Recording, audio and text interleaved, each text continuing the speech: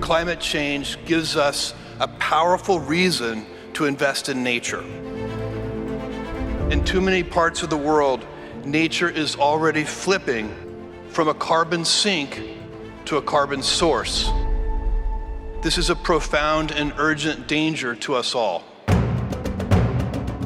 Now, in this critical year, and what we all know is the decisive decade, we must all stand together to protect our world.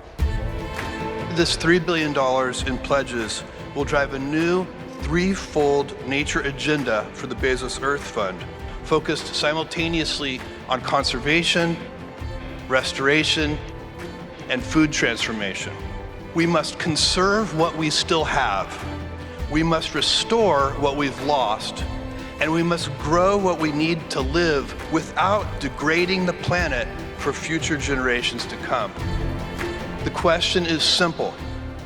Will we in this room work together, do the hard work together, to gift our children and grandchildren an improving natural world?